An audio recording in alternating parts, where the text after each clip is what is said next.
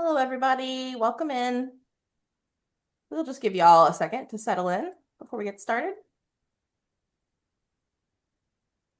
It's a rainy evening here in Indianapolis, so I hope y'all are staying drier than me. Welcome to How to Get Published, What Reviewers Want You to Know, the second webinar in a three-part series on public history publishing, hosted by NCPH's Professional Development Committee. My name is Megan Hillman. I'm the program manager at NCPH, and I'm based in Indianapolis, Indiana, where, as I mentioned, it is raining. Please do feel free to introduce yourselves in the chat and let us know where you are joining us from. This event does have Zoom auto captions available. To access, you'll hit Show Captions at the bottom of the Zoom toolbar to make those appear. If you don't see that button, you can also hit More and then Show Captions. By joining us today, you did agree to adhere to NCPH's Events Code of Conduct, which you can find on our website. Please do adhere to that code of conduct at all times through the event. Otherwise, I will give you the boot.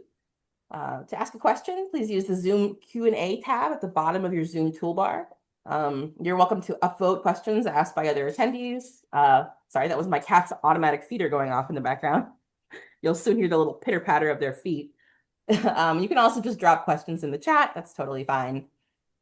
Otherwise, I'm super excited to introduce Dr. John Taylor.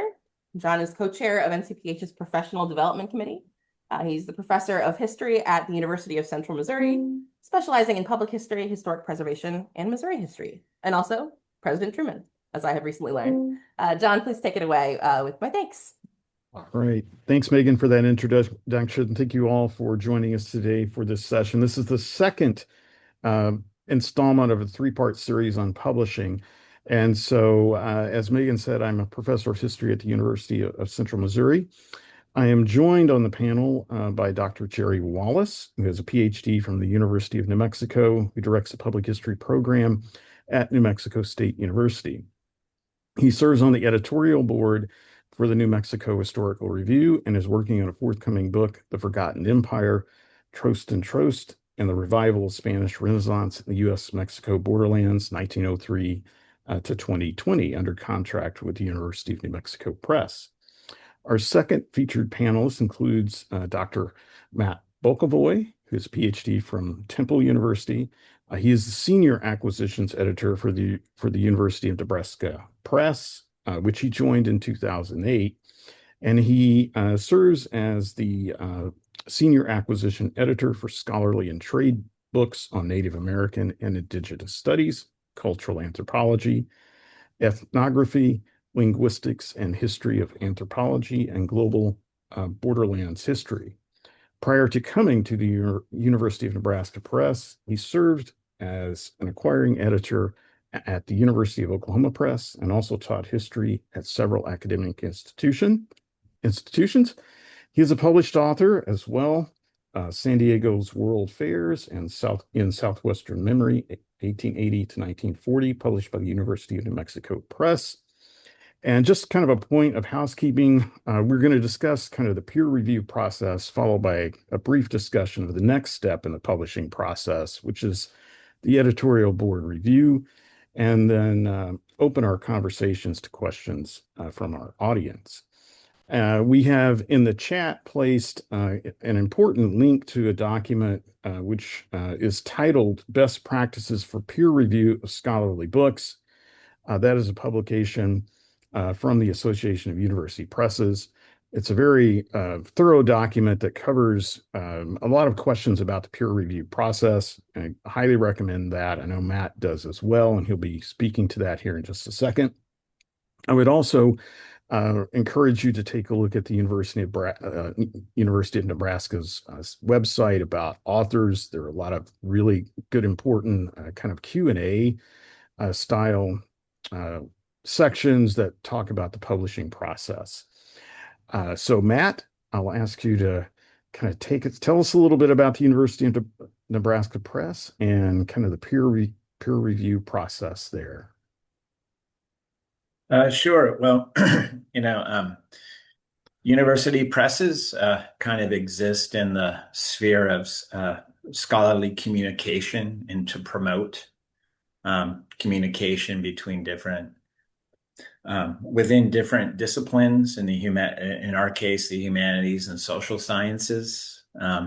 We're not a commercial publisher. We're a 501c3 corporation or a nonprofit organization.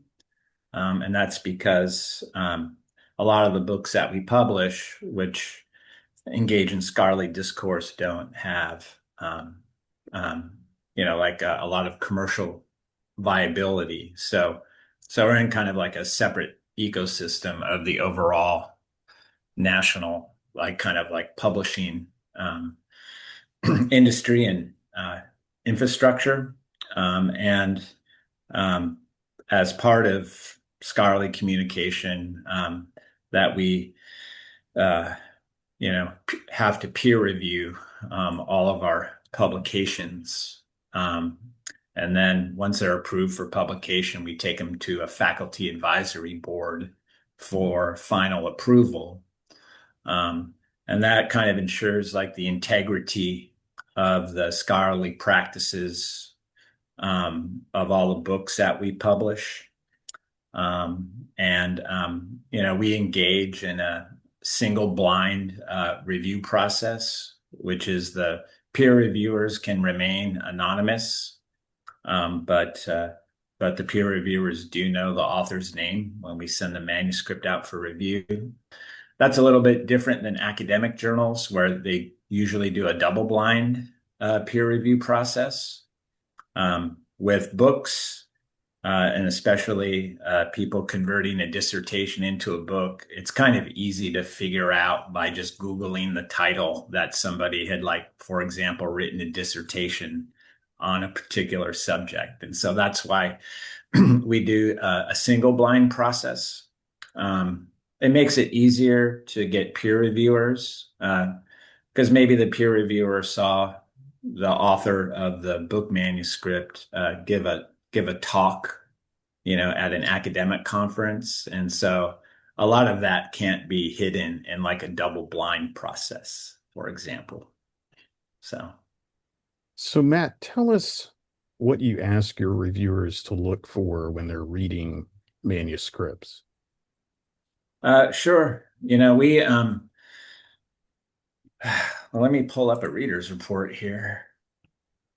I don't know if I have one handy. Here we go. All of our peer reviewers, they receive a like a kind of a common review form. So we have a standard review form for scholarly book projects, and then we do a little bit of trade publishing, and that reader report form is a little bit different. But for example, well, let me see if sorry, like I don't have one handy. Let me see here. That we like we ask about whether the manuscript is is like well sourced. We trying to find where is it? We ask if it's a contribution to a particular subject area. In our case, we publish mostly in American history. There we go. And we ask like what the competing books in a field are with the book project. And we ask how important the subject is. Is it a contribution to the field? Is it grounded in the appropriate primary sources? We ask about the organization of the work and whether it needs additional revision, perhaps. We want to know about whether the manuscript has a readable writing style. And then we ask if the manuscript should be shortened or expanded. So is the book too long, or should the work be expanded in its word count or its coverage in any way?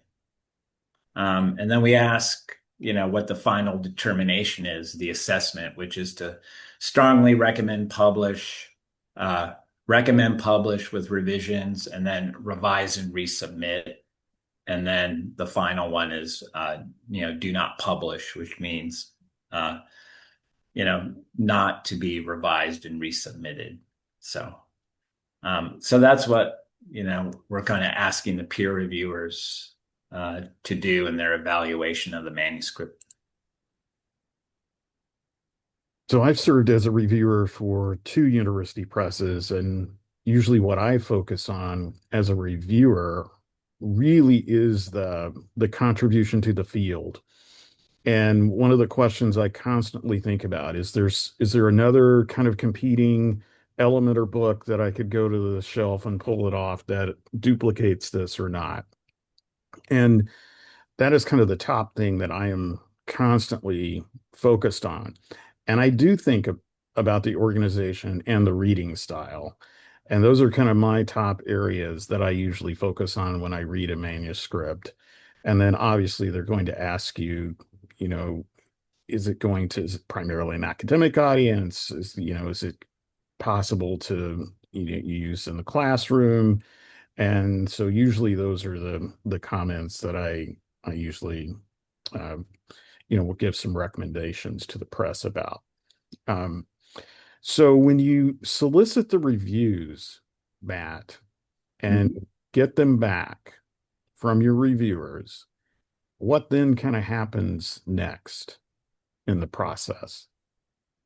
Well, so most university presses require at least 2 peer reviewers to recommend a book for publication.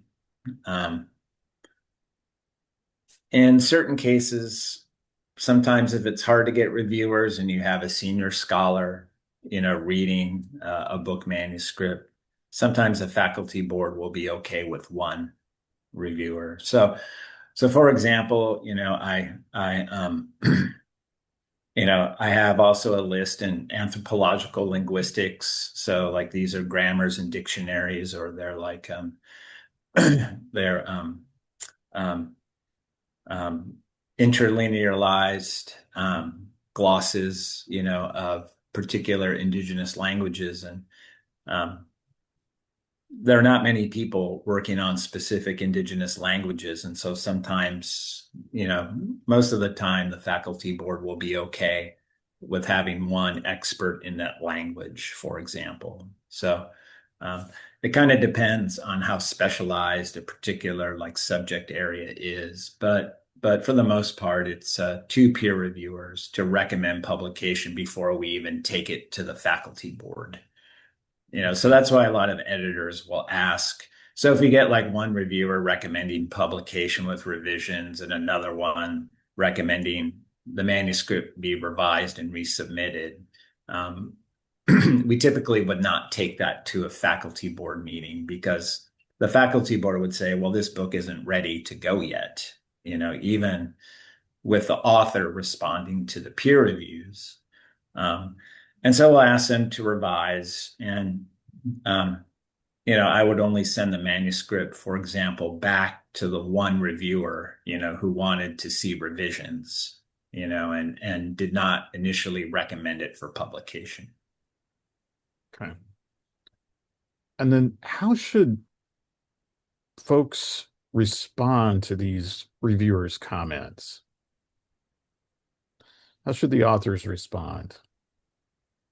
Well, the the process of peer review is really for the benefit of the author, and their work. And years ago when I did my book with University of New Mexico Press, it went through 2 rounds of peer review. Because my second revision, that the peer reviewer didn't think the book was done yet. So I had actually expanded the work, and it didn't, the added chapters didn't really work. So I revised it again. But the peer reviewers' comments in general would be um, what a published book review would look like if we published that version of the manuscript. So all peer review commentary is kind of anticipatory of how the work in its current draft would be like perceived in the field. And so it's in the author's best interest to consider almost all of the recommendations that peer reviewers, offer on their manuscript, because that allows the author to bring the work up to a higher level before it's ready for publication. And once it's published, for it more likely to receive better published reviews in academic journals and elsewhere. So, um, there are some things that authors can't do where like a peer reviewer might say, well, like we need more sources, like we need more um, like we need more native voices in this chapter of the book, and the author will say, well, I've looked at all the extant sources, so there aren't any more, and so the editor, will give guidance to the author in instances like that, and they can just set aside the reader's comment there because they can't address it in any real or meaningful way based on the limitations of where they obtain the primary sources in that part of their book. So. Right. Now, Jerry, you're in the process of revising, continuing to draft your manuscript, and so you've kind of recently gone through this peer review process. Can you share with us any kind of tips or advice as you've gone through that process?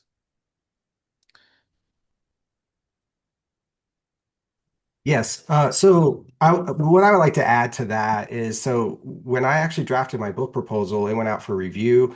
I assume this is a standard sort of operating procedure for most presses. And so when it went out for review and it came back, I got a really great detailed report. And actually, the person that reviewed my book or reviewed the book proposal made a number of suggestions and even noted on there that I could reach out to her and have an open dialogue about how to improve the manuscript. And actually, the suggestions were interesting to me because my book is all based about the built environment and thinking about historic preservation and really about placemaking and community building. And one of the person that reviewed the book proposal said, well, I think your book is actually about whiteness, and you should really take a look at George Lipset's work on thinking about these institutions of whiteness. And I was like, wow, like my book has nothing to do with race. So I was like, wow, that's a really interesting sort of some feedback. And so the University of New Mexico Press asked me to take a look at that and then to respond to that. And so they gave me a couple of days. And so I went and looked at some books and then I was like, wow, this is actually going to be super helpful. And so I actually, that something that wasn't even on my radar is now becoming this sort of foundational piece and an anchor conceptually to how I'm framing that particular, now how I'm framing the book. And so I found that to be very beneficial in a lot of ways of kind of thinking how people are thinking about what I'm writing about through these sort of different academies and lenses, how that can kind of improve the process. And so what I would add to that, if I can, just to kind of build on some things that Matthew was talking about, was that is that uh, I I would say that the process of writing and also the process of publishing is very lonely. It's a very daunting sort of thing because for me, I didn't use my dissertation as the book. I took a chapter of my dissertation and I made it. I built it out. I built the book around this one chapter. So I didn't have this entire sort of thing that I could kind of just transform or I had already written. I'm really writing the whole thing from scratch. And so what I did is that I luckily at NMSU right now, New Mexico State University, we have a very young faculty. It transitioned from the moment I got hired to being a very sort of mature, very senior faculty to now all of us are junior faculty. There's only a couple of senior faculty. And so all of us are in this process together. So we just have built a community where we're sharing ideas, and some of us are further along than others, and I'm kind of in the middle. And so I've been able to kind of build this community where we talk about these ideas and like the process. And then the other thing that I would say that is probably very fortunate for me, but probably not realistic for most people that are going through this process is that I live 200 miles from the press that I'm working with, and I happen to research right next door to it probably every month. So when I'm in Albuquerque, I actually pop over to the press and, like I talk with the editor, and I have lots of usually procedural questions, that are probably annoying, I would think, but I've had this very open dialogue with the editor, and I find that to be very refreshing because I don't really know what I'm doing all the time, and I think most people don't when they do this for the first time. And so I just ask a lot of questions, and I've been very honest about like my deadlines. Sometimes I hit them, most of the time I do not, because of just the world that we live in as an assistant sort of tenure track professor.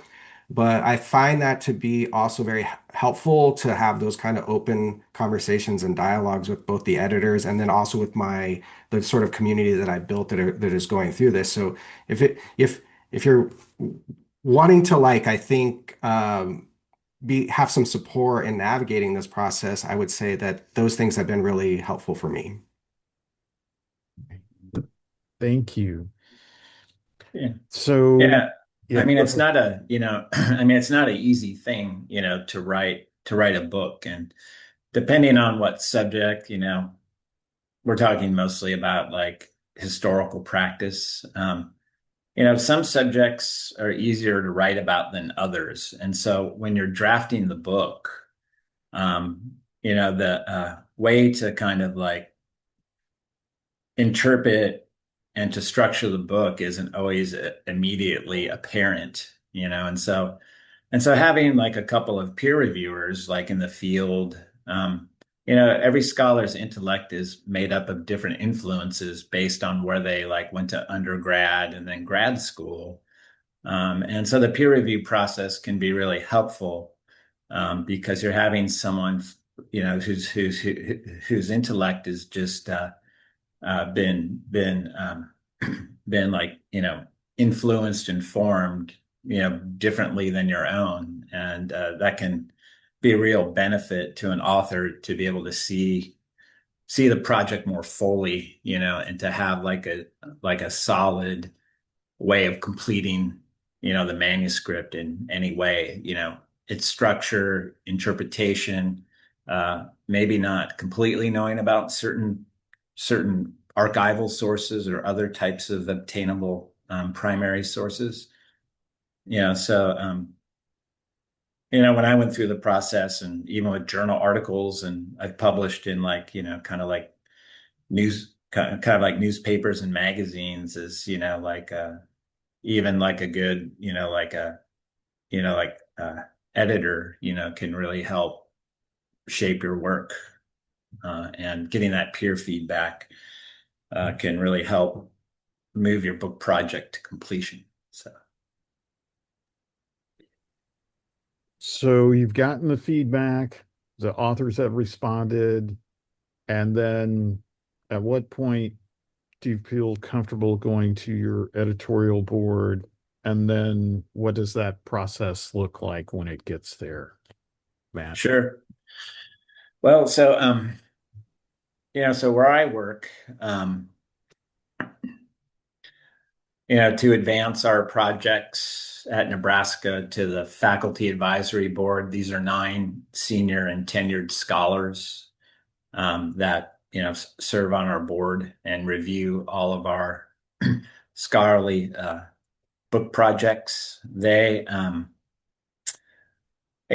expectations that every editor is going to bring a project to the meeting that has been recommended for publication, and we solicit an author response to the peer reviews. And I ask the authors to just basically write a response letter for the board that indicates how the peer reviews are going to help them finish the book, and to um, help them finalize, which in the end is a much stronger work because of the feedback. And so the actual materials that I present to the board, I write a project memo for which is a description of the project. It's everything related to it. Um, the 2 peer reviews and the author response letter. And those are the only materials that the faculty board reads and considers in making a decision at the meeting. And they might ask a few questions and things like that. And our board is really good at respecting the credentials of the peer reviewers that review our projects. And so they don't question whether they're a good scholar or not, like some other publishers' boards kind of do that, where they'll bring a project with 2 strong reviews and somebody on the board gets into the line of questioning the peer reviewers' credentials because like they're not at a research 1 or 2 university, for example, even though they're an established scholar. Our board is very good at like respecting those credentials of the peer reviewers. And, when we bring things that are recommended for publication, they get approved by the board, so there's nothing that's kind of out of the blue or out of left field with our process at Nebraska. So. And then Jerry, you were on the editorial board for the New Mexico Historical Review, kind of reviewing those journal articles. Is that a kind of a similar process there that plays out? Yeah, I actually just got put on the editorial board, so my experience to that is a little, I would say, newer. But my experience so far on the editorial board is at the end of the year so far, the editor Durwood Ball has he every year he acknowledges, sort of the best articles through these different awards. So the editorial board really, so far in my experience on it, is really looking at refereeing those articles as far as like looking at over time and space and how they represent New Mexico or borderlands history. Um, it's a kind of a daunting process because the articles are already published and they've already been reviewed and they've already been kind of acknowledged for their own scholarly contribution to the fields. And now you're literally having to pick all of these different pick an article to sort of say it fits into this category and it deserves this particular award. But I think that the process is kind of great because then you get this opportunity to really, I apologize, sorry. You really get this opportunity to kind of look at like what other people are writing about and how they're sort of conceptualizing these or utilizing these same questions that you might be asking as well when you're writing. And so I find it to kind of be refreshing to be on the editorial board at this time because then it also exposes me to new ideas that I might not have thought about. And it's actually been very helpful. So not to say that I've, stolen anything, but I would say that it has like you get kind of in this tunnel when you're writing. It's like, and then you're just kind of stuck in this tunnel. And when you read new ideas, then it helps you start to think about maybe how you can use that work or reframe some of the things that you're thinking about, or maybe it brings new life to your particular a chapter that you're working on, and that's happened twice to me in this. And so, I feel like I know my topic very well. I know the primary sources really well. I know the archives very well. At this point, I feel like I can, like I just recently went over to Tucson and I looked at all the primary sources for this particular company, and I was like, oh, most of these are already in the El Paso Public Library. So I feel like I know the subject very well, but sometimes feel like I'm telling the same story. So reading other people's work that's kind of fresh and kind of it's sort of not only fresh but refreshing,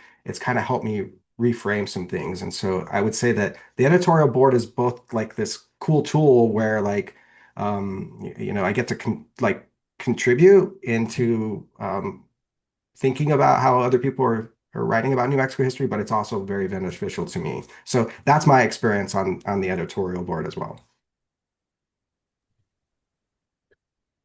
Matt or Jerry, are there any other things you'd like to add about the peer review process before we open it up to our audience for questions? Sure. I mean, I'll say one more thing about like how like a scholar should think about their book project. Like not so much for people who are writing for non-academic audiences, because that's more trade publishing, but for scholarly publications, you know, and scholars working on books is to really think of your book as so you have a particular subject, let's say in U.S. history, and um, you should think of your book when you're writing it as it's going to be a nexus for a lot of discourse on the subject.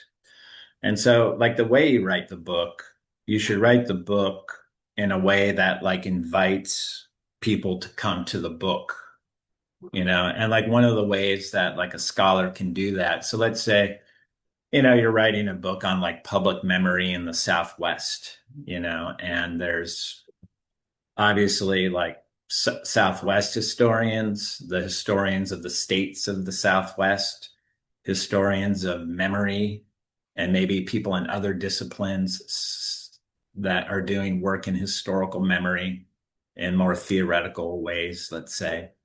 Um, you know, and there's people in other disciplines like anthropology who are doing similar kind of work. And so when you're choosing the secondary literature to like frame um, your book is going to be more useful to a lot of people if you're also engaging with all these kind of like disparate works over different disciplines and subject areas, and integrating it into your book, because when your book comes out, you know, people in your discipline, in your subject area, and then outside of it who are working on things that are adjacent, uh, will see their own work in the work that you're doing. And that's what welcomes, like, that's what makes your book like to bring people into it, because you're engaging like with the interesting things that they're writing about. And that just also expands the market for your book, and it has a higher likelihood of over time, you know, selling more copies and circulating in lots of different conversations. And like sometimes in grad programs, the graduate faculty who are like supervising dissertation students or running a dissertation seminar often don't say that directly enough. But I think that's a really important thing, because people will be excited to like read the book and jump into the conversation, you know, because they feel that they're part of your book in the work that they do. And I think that's like really one of the primary important things, you know, for scholars, and especially junior scholars, to think about, you know, when they're writing their books. I would just add something to that really quick by saying that I always I feel like I'm caught into sort of two different worlds right now, whereas my main audience for my book is actually a public history audience, meaning it's like it's local historical societies and local communities that are not interested in like these conceptual sort of frameworks that we put around in the academic world of making sense of these things. And so, what I've been doing with every chapter of the book so far is I've been going out to local historical societies and presenting this work so that I can make sure that I'm making a connection with those communities and kind of stripping out some of that so that it's like a story base, so that I see if the stories are kind of working. So I've literally kind of been using these things as testing grounds to see if my ideas are sort of connecting. And so far, I would say I've had some success, although a couple of times when I tried to sneak some, theory in there, that did not work. So like I feel like I need to I feel like kind of like what Matthew was sort of talking about is this sort of balance. because I actually see that my audience, for the most part, is not going to be this sort of academic kind of group. It's going to be more of Yeah. people that are just interested in the subject matter that live in the region. And the region, I mean, is this big region in the borderlands. So I feel like I have to kind of balance that all the time because ultimately the press has made it clear that they want me to then tour, Yeah. this Yeah. area and to be able to Yeah. promote the book. And I feel like I need to be able to connect with that audience where they'll buy the book. So I feel like it's a more challenging kind of writing because you have to please so many different groups of people. And really my audience is like, a tenure committee and making sure that I check the boxes for that, while the Yeah. people that are probably going to buy the book are going to be a totally different audience. And so, if you have any advice on that, that would be great because I still feel like I'm trying to balance that in every chapter. Yeah. Well, scholars uh, talk and work in like what are called heuristic concepts. So they're like concepts that compress like a lot of complexity. And so if you're writing for a non-academic reading audience, you basically have to like take several sentences to just like describe like in descriptive writing of like what the concept is without really like saying what it is sometimes, or saying what it is and then describing what it is, and it is hard when you're doing public history, um, to satisfy like the demands of the scholarly discourse with making the book legible to people that might not know anything about the subject and who like went to college to be a physicist, but they're interested in like New Mexico public history or something. And um, sometimes sometimes tenure committees don't don't take that into consideration, like you're doing applied history in a way. And um, sometimes public history has been, in my experience, being trained in the 90s, sometimes a second class citizen in certain ways, but, um, non-academic readers just are not going to understand like heuristic types of scholarly discourse, and if that's part of your audience, you have to figure out how to translate all that to them. So, but let's open it up to questions. I think Yeah. we've said enough.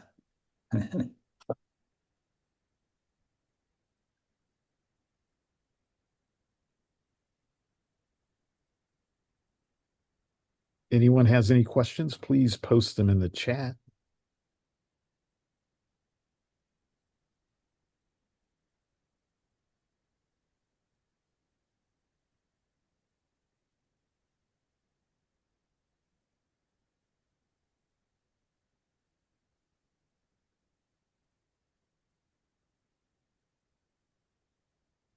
Let's see, is there anything?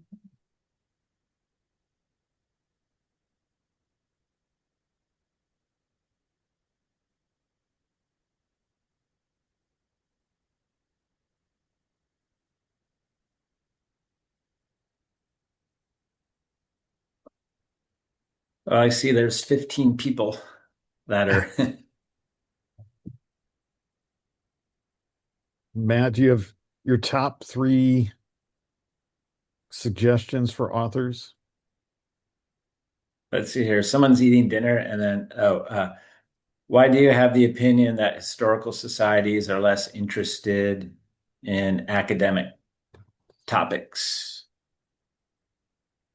That's a great question, and I can't speak, across the United States about historical societies, but I can a little bit in New Mexico. I'm the vice chair of the Doña County Historical Society, which is the county that I live in, and it's been really clear from our members that they want just storytelling. They don't really want these overly academic sort of massaged out like theory, like, for example, we have a hotel in town called the Amador Hotel, and it's like a centerpiece of the community. And there has been academic work that really looks at like this gender and racial components and what people really want when they when they come out to hear those stories is they don't want to like think about that. They want to know like the history of the hotel and like, Billy the Kid stayed there and it was a jail, potentially could have been a brothel, although that's disputed. So they want that kind of like, more, I would say, kind of accessible history and the fact that they have a particular perceived idea of that. And so the historical societies, I think they have a particular membership that are not always academic as much as they're very usually very brilliant people that are part of it and they're interested in history. But my experience of just, kind of doing this through the Historical Society of New Mexico as well, a larger sort of entity that kind of has as an umbrella over all the historical societies is that they just prefer the storytelling. And so they often will preempt you by telling you, like, we want the story. So we have any stories that you can kind of tell, and that recruitment is part of that. And so that's my experience of kind of just doing the historical societies around the state and also in El Paso too, which is, about 40 miles from where I live. So that's my experience. I don't know if that's translatable across the country, but generally speaking, I think the audiences prefer the stories as well, and not always like how it's sort of caught up in all these other different conceptual sort of frameworks. Yeah, yeah, for like 3 years when I was working on my book, I was the editor of the Journal of San Diego History, which is owned by the San Diego Historical Society. It's now called the San Diego History Center. And um, that the Historical Society, is interested in academic topics, that are about San Diego history, but they're more interested, for example, like when I was, like commissioning and handling submissions for the journal, is to be able to write in a way that like someone who's a non-academic reader can understand the significance of the subject and, interpretation as well, but to avoid an internal scholarly discourse, which is less interesting to people like who don't even have like a BA degree in history, for example. So um, so just kind of being able to adjust to your audience, when you're doing engagements, with the public and with public history. It doesn't mean there's no interpretation, but if you're giving a lecture or a talk, is to tell the people, the history of the thing you're talking about, and to give some interpretation as to the significance of what you're talking about. And I think that's what the public really wants to hear. So, I mean, I can share so I focused on Harry Truman, and so I've actually published two books with Arcadia Press, which is not an academic press, but I've sold more copies of those books than I have my academic press books. And they reach a wider audience. And I'm still using the same standards. But what I do in those books, still there's scholarly engagement, but they are kind of getting that story about Harry Truman living in Independence, or Harry Truman experience and influence about his farming years he spent in Grandview, Missouri. So, I mean, there are definitely ways to publish and to reach larger audiences with different kind of publishing venues.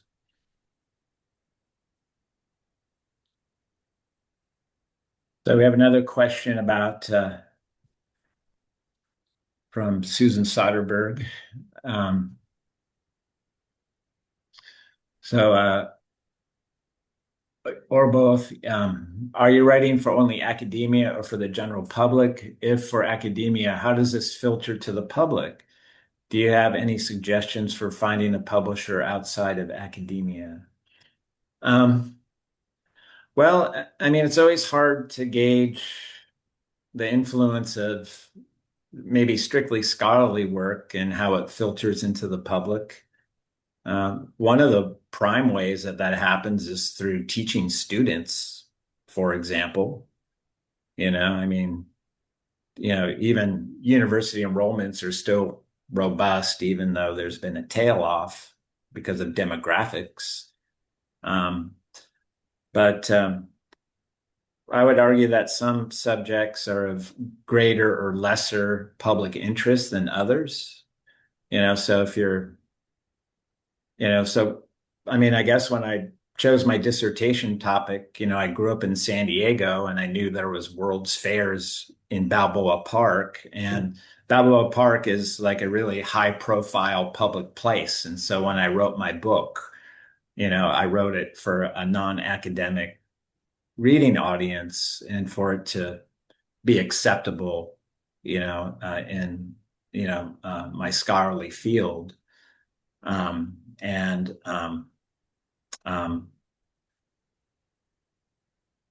it was kind of a deliberate choice, to choose to write about a public space that's beloved by all sectors of the San Diego public, but not every single academic or subject in history or specialization, I think, sometimes doesn't lend itself to an immediate public interest, and from that also an engagement with the public. So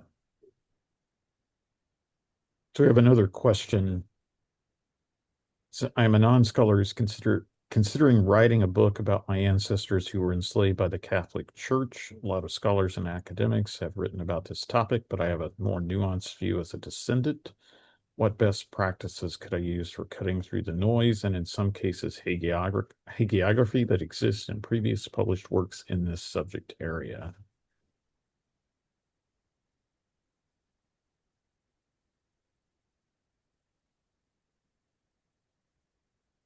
Do you want to answer that one, Jerry? Yeah, I was trying to find that in the chat. I don't see that, so I didn't catch all of it. So I'm happy to do that. I just don't see it. It's in the Q&A tab. Okay. I just popped it in the chat for you as well, Jerry. There we go. Okay. So which question was that? I'm sorry. It begins, John. I'm a non-scholar. Okay.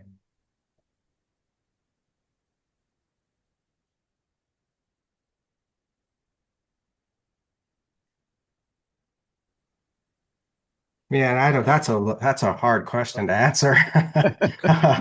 I don't know if I mean it's a great question, and I'm just not sure how to answer that. And usually I feel like just as I teach, I'm always good at least coming up with some kind of answer. So yeah, I don't know how to answer that. I mean, I guess I'll take the second just to clarify that I don't want it, I don't want anybody to take away that I don't think historical societies are, not places to test out like academic work, or that historical societies aren't interested in hearing about academic projects or even engaging in conceptual. What I was sort of saying is that I've actually been asked to give talks and been directed to make the story more accessible. So I'm following the directive of the Historical Society when they've asked it to be more narrative based and more storytelling. So I also have given talks to historical societies and in the Historical Society of New Mexico, where it's a great testing ground to then share some of the way that you're conceptualizing these academic projects and making them more public history based. So, and when I mean public history based, thinking about all these different kinds of audiences and how people are taking away these sort of things. So yeah, that's my experience. I don't know if it's translatable or transferable across the country, but I generally think that the historical societies are a great place to give the talks because it has all these different groups of people that are enthusiastic about the history in the community, in the region. And so I kind of feel like it's a great place to kind of hear reflections about what you're talking about. And I've always had a positive experience with those historical societies when I've done it. So that would be my sort of you know, just kind of riffing off of what I've heard both in the chat and when what we were kind of talking about now. But as far as like Megan's question, I still don't know how to answer that question. So Matt, if you have something, that'd be awesome. Oh, oh, well, let me just add one comment to what you said. So, like at historical societies, I mean, they also have like exhibitions. And so a lot of specialized scholarly work, ends up in the conceptualization of, like an exhibition, for the public. And that's a key way in public history, that more specialized scholarly work, gets disseminated.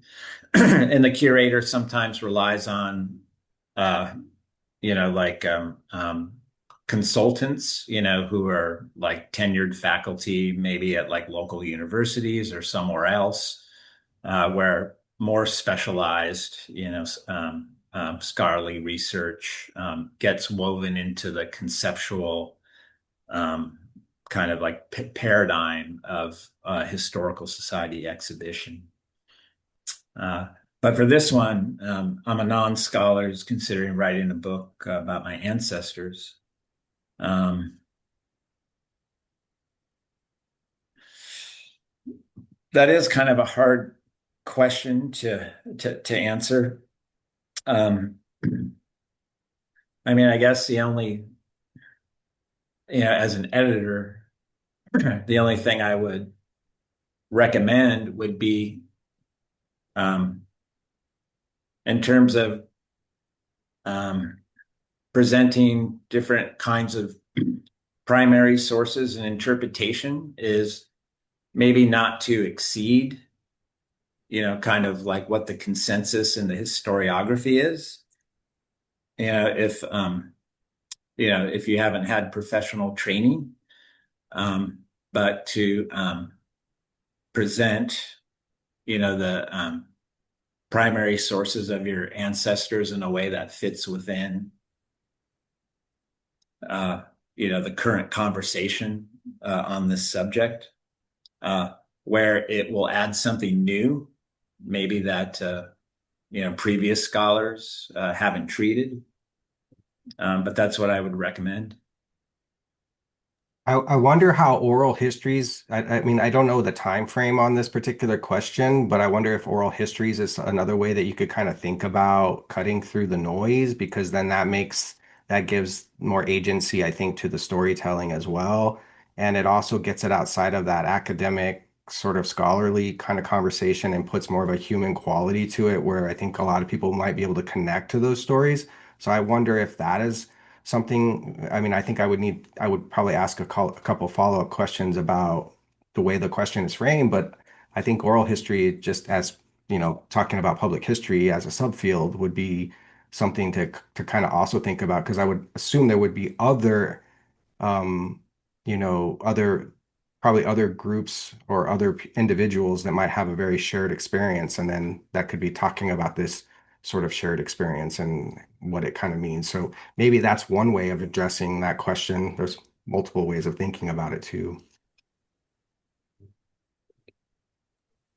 This is Megan with NCPH. I'm no expert on publishing, but I do, in my role at NCPH, work with a lot of descendants who are involved in sort of telling their family history, sometimes with academics as partners and sometimes without.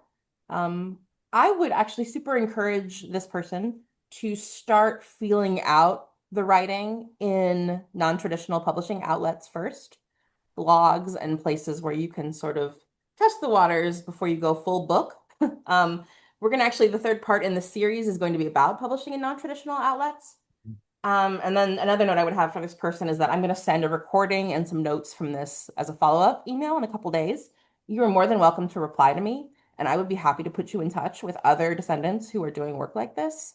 I think that's a really valuable perspective to talk to other descendants and see how their experience has been with publishing, both in academia and out of it. So just to note that my email door is always open. Okay. Yeah, yeah. Do you know there's one more kind of question observation in the chat, and it's about what the responsibility of public historians in telling stories, to the general public, is to lead them from stories, to facts based in primary sources. And I mean, that's typical. I mean, that's typical of, public historical institutions and the speakers that they have. I think one institution that does a really great job of this that I have working relations with is the American Philosophical Society in Philadelphia. They have various levels of programming to engage the public. They have several small museums. There's also Independence Hall, which they're housed in, but it's part of Independence Hall, National Historical Park. They have speaker series at lunch where people can go and hear a historian or a scholar talk about their work, and it's open to the public. So there's all these kinds of different levels of engagement in scholarly complexity, in which they're engaging the public on lots of different levels, a deeper, more specialized level, and then a more general level, but everything is based in the interpretation, of what we call primary sources. So they do a really good job of engaging like the Philadelphia and the visiting or tourist public. So. Matthew and Jerry, thank you very much for joining us today. Thank you to our audience and for your questions. Please join us on June 2nd for the third installment, and I believe in the final webinar titled How to Get Published in Non-Traditional Outlets. So on behalf of the NCPH Professional Development Committee, thank you for joining us for this webinar. Have a great evening. All right, thank you.